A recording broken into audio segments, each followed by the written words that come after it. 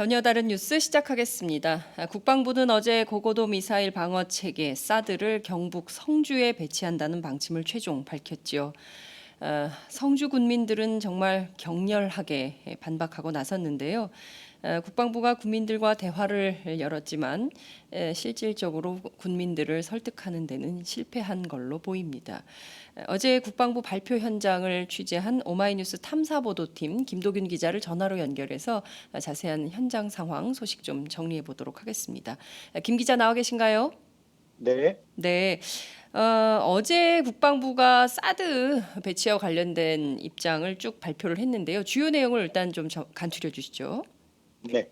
어제 국방부 발표는 고고도 미사일 방어 체계, 즉 사드를 경상북도 성주군에 배치하겠다는 것이 골자였습니다. 이미 지난 8일 한미 양국은 사드의 한반도 배치를 공식 발표한 바 있는데요. 당시에는 배치 지역이 어디인지는 공개하지 않았습니다. 따라서 사드가 실제로 배치될 지역을 놓고 경북 칠곡이나 경남 양산 등 여러 곳에 지명이 거론되던 상황이었습니다. 이르면 다음 주 후반께 배치 지역을 발표하겠다던 국방부는 사드 배치 지역을 발표하기 전에 성주 주민들을 상대로 설명회를 열고 확산되고 있는 전자파 유해성 논란을 잠식하려 했던 것으로 알려졌습니다. 네. 하지만 성주에 배치될 가능성이 높다는 보도가 잇따르면서 성주 군수가 삭발 농성에 돌입하는 등 성주 지역의 혼란과 반발이 거세지자 이런 상황을 정리하고자 발표를 서두른 것으로 보입니다. 그렇군요.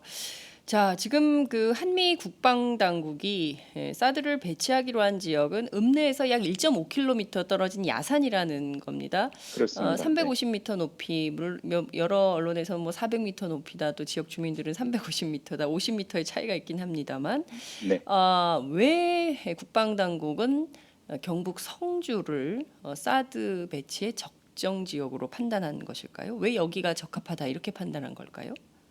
네, 국방부는 미군의 사드 환경 영향 평가 보고서를 근거로 하고 있는데요. 네. 레이더로부터 100m 이상 떨어지면 인체에 유해하지 않다고 주장하고 있습니다. 음.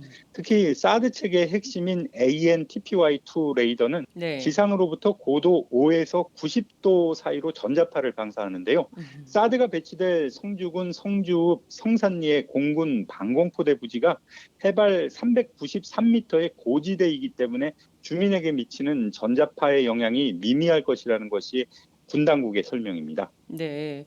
그 경북 성주에 사드 포대를 설치할 때 실제 중요한 것은 수도권 방어가 안 된다. 뭐 부산 지역 커버가 된다 이런 얘기가 있어서 수도권 네. 방위도 안 되는데 굳이 성주에 사드 포대를 설치하는 이유가 뭐냐?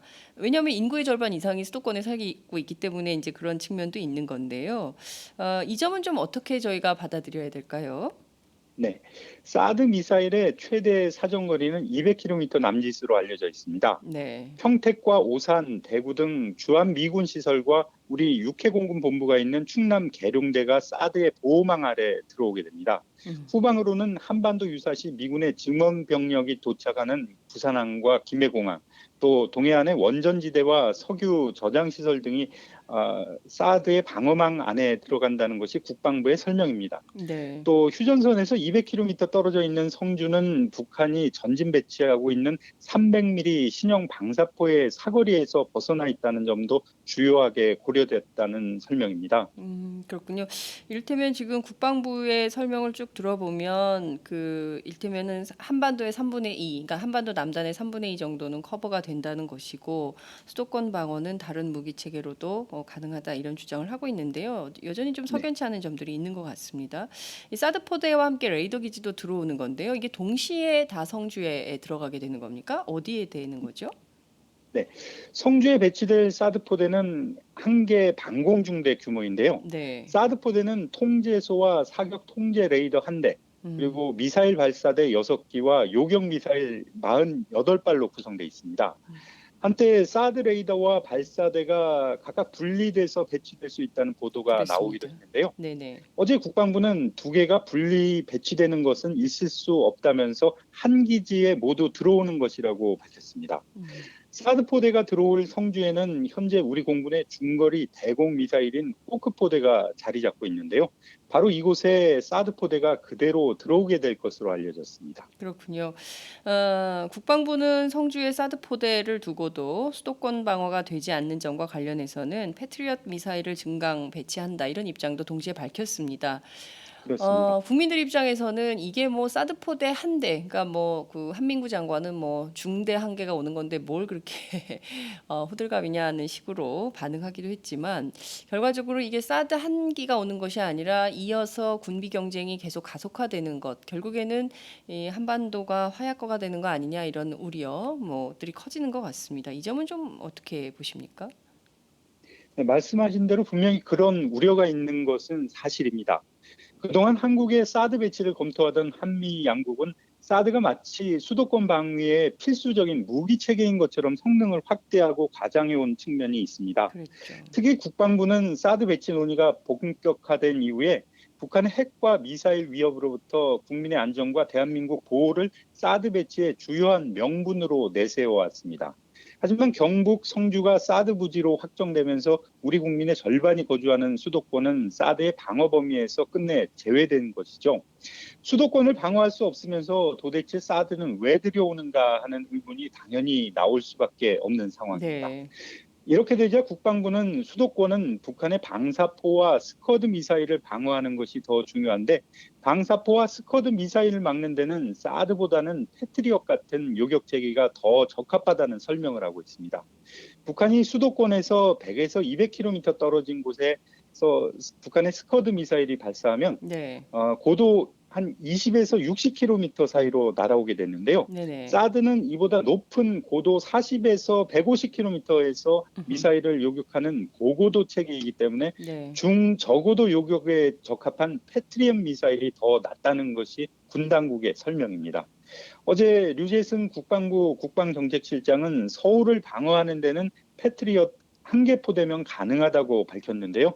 사실 이 말도 액면 그대로 믿을 수 있을지는 좀 더 지켜봐야 할 것 같습니다. 그러니까요. 이제 어제 발표한 내용만 보더라도 국민적 궁금증, 의혹, 이게 어떻게 되는 건지에 대한 막 질문하고 싶은 욕구가 분출하는 이런 상황인데 네. 앞서 지적해 주신 대로 대한민국은 공교롭게도 인구의 절반 이상이 수도권에 살고 있습니다. 이런 나라도 없다. 특히 이제 그 전 세계 유일 분단 국가인데 휴전선 바로 앞에 그렇게 수도권에 인구의 절반이 살고 있는 나라는 우리밖에 없다 이런 얘기도 하던데 지금 보면 그야말로 대한민국의 핵심 시설들이 전부 밀집해 있는 수도권 방해가 제대로 되지도 않는데 굳이 성주에 사드포대를 설치하겠다. 그럴 필요가 있다라고 하는 것은 어찌 보자면 이게 한국, 그러니까 한반도 방위보다는 다른 데 목적이 있는 거 아니냐. 이런 비판도 나오는 것 같습니다. 이건 좀 어떻게 봐야 될까요? 네. 경북 성주가 사드 배치의 최적합지로 결정된 가장 중요한 요인은 바로 군사적 효용성 때문입니다. 한미 양국은 그동안 사드 배치 예정지로 거론되어 오던 10여 곳의 후보지 가운데 주한미군 병참기지가 집중돼 있는 경북 7곳과 대구, 전북 군산의 미공군기지, 유사시 미군 증원 전력이 한반도로 들어오게 되는 부산항과 김해공항, 또 후방의 원전과 저유 시설 등을 지켜낼 수 있는 성주 지역을 최적지로 택했다는 설명입니다. 또 사드가 들어올 성주 성산리는 해발 400m의 고지대여서 전자파 피해 가능성이 낮고 인구 4만 5천 명의 성주가 다른 예정지들에 비해서 인구 밀도가 낮다는 점도 장점으로 부각된 것으로 보입니다. 기존에 우리 공군의 방공포대 부지를 활용할 수 있어서 부지 확보와 비용을 절감할 수 있다는 점도 국방부가 내세우고 있는 이점입니다. 또 일각에서는 사드를 한반도 남부인 성주에 배치하는 것이 중국과 러시아의 반발을 최소화할 수 있다는 점을 고려한 것이라는 분석을 내놓고 있습니다. 성주에 배치될 사드 레이더의 탐지 거리는 800km 정도로 북한의 거의 모든 지역을 탐지할 수 있지만 중국은 산동반도 끝부분과 음흠. 북중 접경지대만 탐지 범위에 포함되기 때문에 중국과 러시아의 반발을 누그러뜨릴 수 있지 않겠느냐는 관측이기도 하죠. 실제 이제 우리 정부에서는 이제 산동반도 정도밖에 안 보이기 때문에 중국이 반발할 이유가 없다. 특히 러시아는 반발할 이유가 없다. 이렇게 주장을 하지만 실제로 주변국 반발은 이미 예고된 상황이고 이미 하고 있죠. 그렇습니다. 군사적으로도 나올 가능성이 있다. 이런 얘기도 나오고 있는데요. 이를테면 사드 포대 배치와 관련해서 우리 정부가 중국과 러시아하고 만나서 설득하거나 이런 외교적 노력을 했다. 이런 소식은 아직 안 나오는 것 같은데요. 그런 점은 좀 취재가 좀 됐습니까? 네. 어제 기자회견에서도 그런 질문이 나왔습니다. 음흠. 류 국방정책실장은 기자들과 기자회견이 끝난 후에 기자들하고 만나서 일문일답을 진행했는데요. 네네. 이 자리에서 사드 배치와 관련해서 한중 국방장관 한 라인이 가동된 적 있느냐는 질문이 나왔습니다. 음. 류 실장의 답변은 없었다였는데요. 또 류 실장은 제3국에 대한 고려는 사드 부지 결정에 영향을 줄 수 있는 요인이 아니라고 말했습니다. 음. 하지만 중국과 러시아는 한미 양국이 지난 8일 사드 배치 결정을 발표한 직후부터 강렬한 불만과 단호한 반대, 돌이킬 수 없는 결과를 초래할 수 있는 행동이라는 수사를 사용하면서 연일 강도 높은 비난을 쏟아내고 있습니다.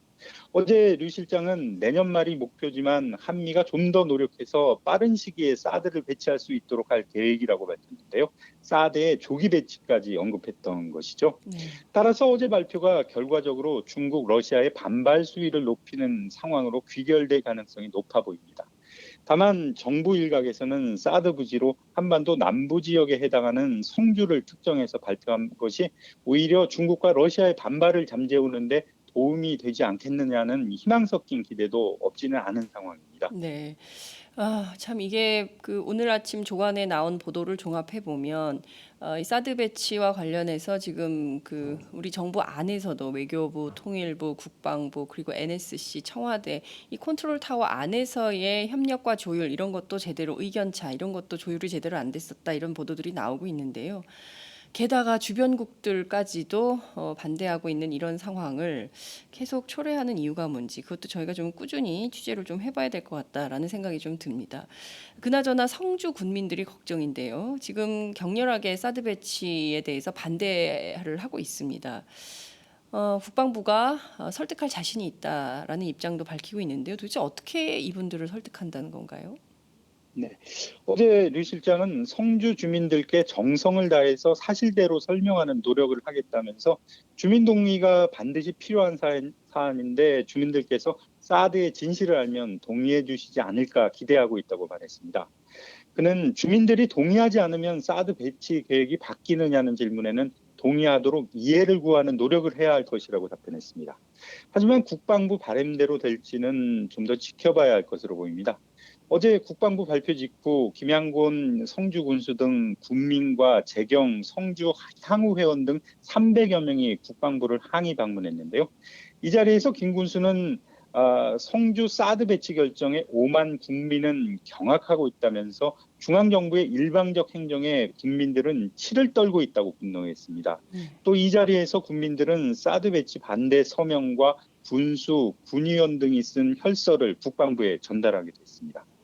어제 오후 4시 서울 용산 국방 컨벤션에서 황인무 국방부 차관이 진행할 예정이던 설명회는 국방장관이 나오라는 주민들의 항의로 중단됐는데요. 네. 결국 국회 예산결산특별위원회 회의에 참석하고 있던 한민구 국방장관이 오후 9시쯤 설명회장을 찾아와서 성주 국민들에게 사드의 안전성과 도입 필요성을 설명했습니다. 네. 사실 뭐 국방 차관의 경우에는 성주 군민들 앞에 놓고 경북 상주라고 얘기를 해서 또 빈축을 사기도 했죠. 이게 뭐 성주인지 상주인지 정확하게 알지도 못하고 나온 거냐. 참 이게 준비 부족이라는 것이 얼마나 지금 그 정부 안에서 이게 지금 제대로 논의되지 않은 상황에서 졸속적으로 결정해서 뭐 빠르게 이게 막 나오는 건지가 막 보입니다. 여러 군데에서 참 이런 문제들을 그냥 우리 국민들이 넘어가야 될지 그것도 좀 생각을 해봐야 될 것 같은데요. 자, 중요한 것은 성주로 결정된 사드 부지 예정지를 바꿀 수 있겠냐. 그것이 어렵다면 앞으로 남은 절차는 어떻게 되는 건지. 굉장히 중요한 포인트는 군민들의 의사, 민주적인 의사가 하나도 반영이 되지 않았다는 건데요. 중앙정부가 일방적으로 결정하고 지방정부는 그냥 따라와라. 그리고 군민들은 양해해달라. 뭐 이런 식의 얘기를 하고 있는 건데 참 심각한 문제인 것 같습니다. 앞으로 어떤 절차들이 있는지 좀 정리를 부탁드릴게요. 한미 주둔군 지휘협정 즉 소파 규정에 따라서 앞으로 성주의 우리 공군 방공포대 부지를 주한 미군 측에 공유하는 절차가 진행될 것으로 보입니다. 네. 미측 요청에 의해 이 문제가 소파 시설구역 분과위원회가 에서 논의 과제로 접수를 하면 네. 본격적인 논의가 진행되는데요. 네. 이와 병행해서 미군 측은 자체적으로 예산 집행 계획서를 작성해서 제출하게 됩니다.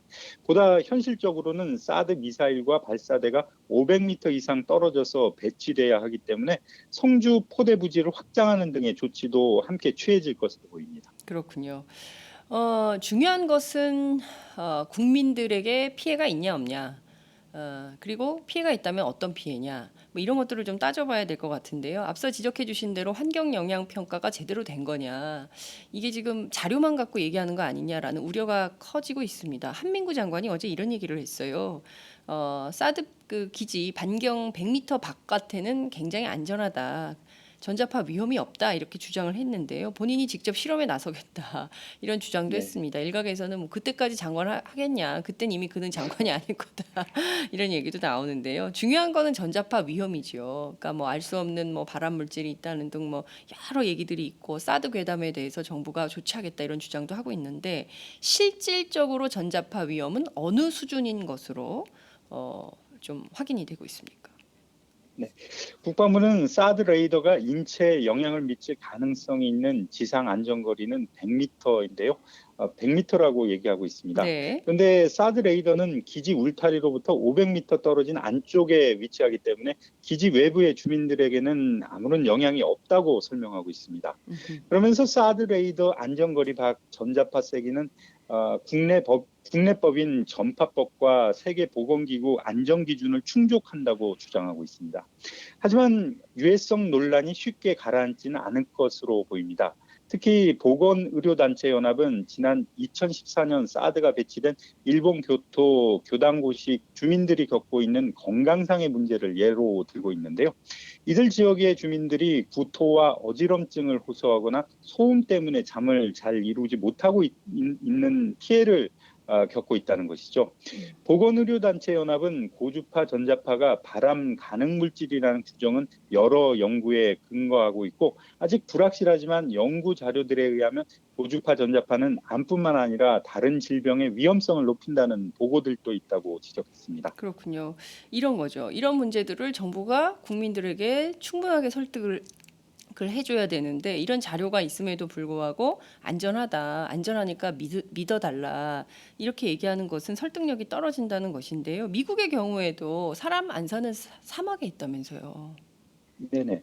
현재 실전 배치된 사드 포대는 미국 본토에 5개, 괌에 1개를 비롯해서 모두 5나라에 배치돼 있습니다. 네, 미국 본토와 괌을 제외한 지역에는 사드 레이더만 운영되고 있는데요. 네, 일본 혼슈 섬의 샤리카와 중부 교가미사키시 지역에 각각 1대씩, 또 네. 이스라엘 네게브 사막에 1대, 음흠, 터키 크레시 공군기지에 1대, 카타르 미 중부사령부 작전 지역에 1대 등 모두 5대 레이더가 배치된 것으로 알려졌습니다. 그런데 말씀드린 이 지역은 대부분 사막이거나 해안 지역으로 사람이 살지 않거나 아주 적은 주민들만 살고 있는 곳들입니다. 일본의 경우에는 사드 레이더 배치 지역의 주민들이 이주를 계획하고 있는 것으로 알려졌습니다. 미국에서도 사드는 텍사스주 사막 한가운데 배치되어 있습니다. 괌 앤더슨 공군기지에 배치된 사드 포대는 해변에서 3km 떨어져 있고 1.5km 거리 안에는 건물이 아예 없는 것으로 알려졌습니다. 사드 레이더의 전자파 논란이 확산되자 국방부는 괌 기지의 사드 포대를 국내 언론에 공개하겠다고 밝혔습니다. 왜 괌만 공개합니까? 다른 데도 다 공개를 해야 되는 것이죠. 그리고 이제 중요한 것은 지금 말씀해 주신 내용대로 전부 사막이나 해안가나 아니면 전부 그 주민들을 이주시키거나 이런 건데요. 이 내용에 따르면 일본도 지금 이주한다는 거 아니에요? 그러면 그렇습니다. 성주의 군민들이 다른 동네로 가서 살아야 되는 거예요, 갑자기. 이런 문제에 대해서 정부가 도대체 무슨 준비를 하고 있는 것인지 참 걱정이 됩니다. 그나저나 이 사드라는 게 자꾸 이제 그 오늘 아침 신문을 보니까 금방 전쟁이 날 것 같아요. 이제 전시 네. 상황을 상정해 놓고 사드 포대가 들어와서 이것이 어디 미사일을 어떻게 요격할지 북한에서 어떤 미사일 뭐 이런 얘기들이 마구 나오고 있는데 실제 실전에 투입해서 이게 정말 날아오는 미사일을 요격해서 격추한 사례가 있습니까? 아닙니다. 미국이 사드 포대를 처음으로 실전 배치한 것이 지난 2008년인데요.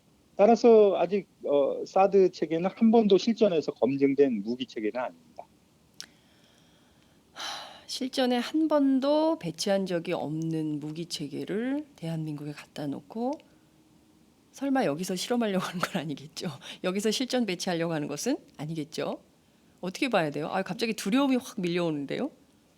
걱정이 그렇습니다. 큽니다. 예. 네네. 자, 그 앞서 제가 이제 그 외교부, 통일부, 국방부, NSC, 뭐 청와대 이게 이른바 외교안보 컨트롤 타워에 조율되지 못한 의견들의 문제점에 대해서 말씀을 드렸는데요.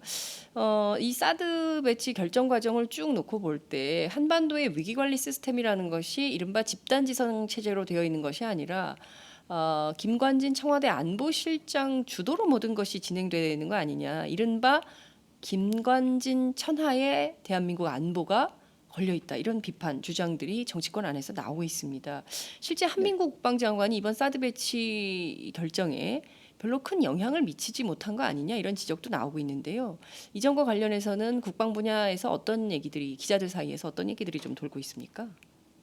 예, 어제 국회 운영위원회는 대통령 비서실 등의 결산 심사를 위한 전체 회의를 열었습니다. 네. 이 자리에서 사드 배치 결정의 절차적 문제와 함께 안전성, 또 외교 경제적 파장 등을 놓고 야당 의원들의 질타와 추궁이 이어졌습니다.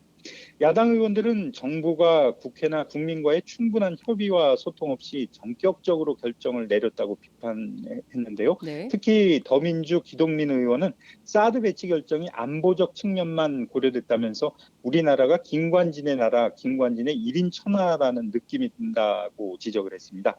그는 또 과연 군에 대한 문민 통제가 이루어지고 있느냐고 거세게 김관진 실장을 추궁했습니다. 네. 김관진 안보실장이 사실상 사드 배치를 주도한 것이 아니냐는 의혹이죠.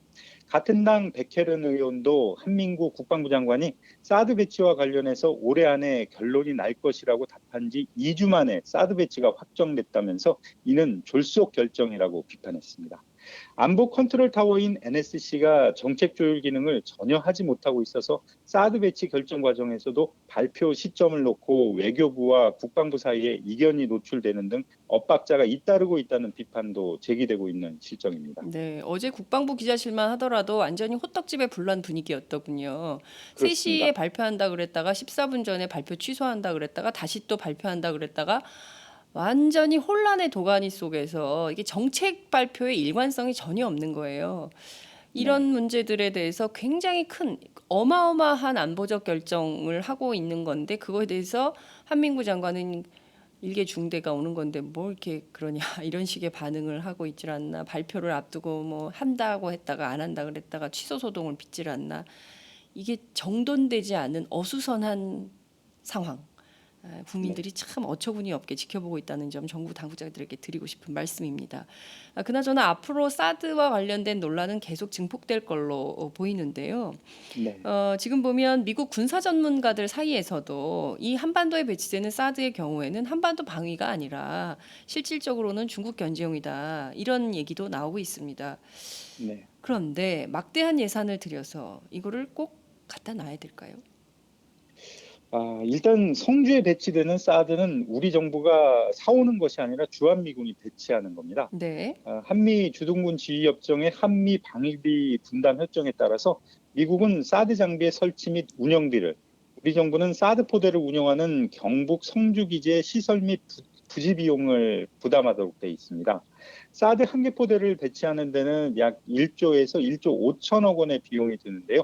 이 비용은 미국 정부가 부담하고 우리 정부는 주로 간접 비용을 부담하게 된다는 것이 정부 측의 설명입니다. 네. 주로 사드 포대를 운용하는 미군을 위한 아파트나 생활관을 짓는 음. 등의 거주 공간을 건설하는 비용이나 기지를 확장할 때 들어가는 토지 매입 비용 등을 우리 정부가 부담하게 된다는 것이죠. 음.